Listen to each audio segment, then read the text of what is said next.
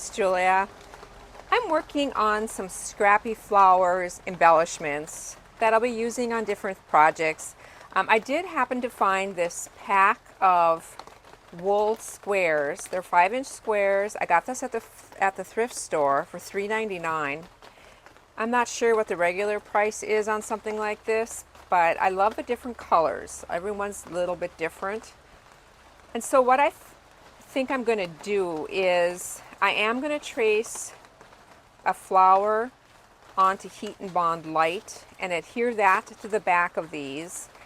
I'm going to cut out each petal a different color, and I'll take you along and show you exactly what I mean by that. Then I'm going to put it onto denim and cut the denim a little bit bigger so the denim is going to show. I do have several different denim scraps and they're all a little bit different colors, so I just thought that would be fun. So I'm going to go ahead, I'm going to trace this 10 times.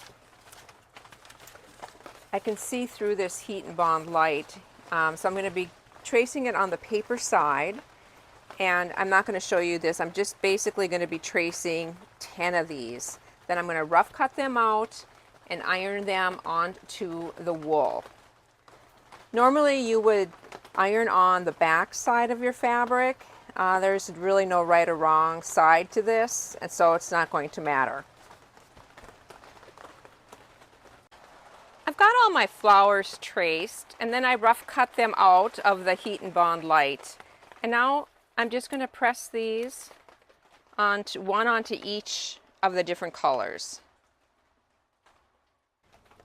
My next step is to cut each one of these out. I am going to use the centers too, so I want to keep the center intact. And then I'm just going to go and I'm going to cut all of these out, and then we're going to reassemble. I'm laying my petals onto my denim now. I'm going to try not to repeat the colors, so there will be 6 different colors on each flower. So now I'm just going to remove this backing,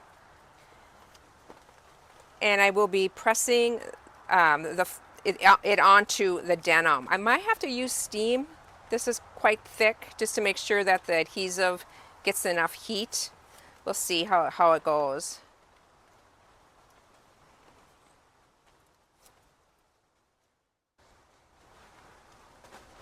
I do want to mention too that I'm leaving some of the denim showing on all, because I am going to cut these out and I want that denim to show. So I'm getting them in a little bit, it's just a little here and a little here, but that's enough. So now I'm ready to do the pressing.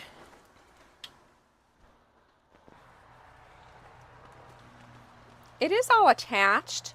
My next step is to cut this out, and then I'm going to do some stitching on these. And I'm thinking I'm going to use a brown thread because I do want that to show, and I want it to look primitive type, so I think brown is going to be the best bet. And so I'm going to cut these out, and then I'm going to take it to my sewing machine and I'm going to show you the stitching I'm going to do. I do have my sewing machine set up for free motion. I'm just using a bobbin thread and it's white, and again I have that brown thread on the top, and this is just an all-purpose thread. My feed dogs are dropped. My free motion foot is on, and my stitch length goes to 0. And I'm going to do a spiral in the middle, and then I think I'm just going to add a few outlining of each of the petals. Just going to go back and forth a few stitches and then clip this.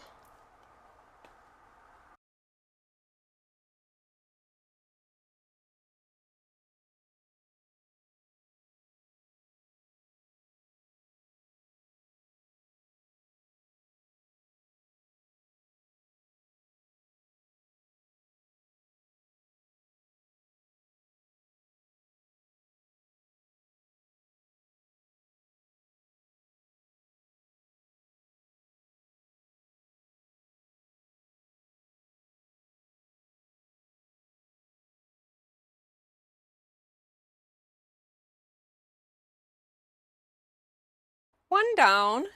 This is what the back looks like. I am going to be washing these, and I'll take a picture of what they look like at the end. I do know that the denim should fray up. I don't know about the wool. It may shrink a little bit. It's just going to be a guess of what it's going to do.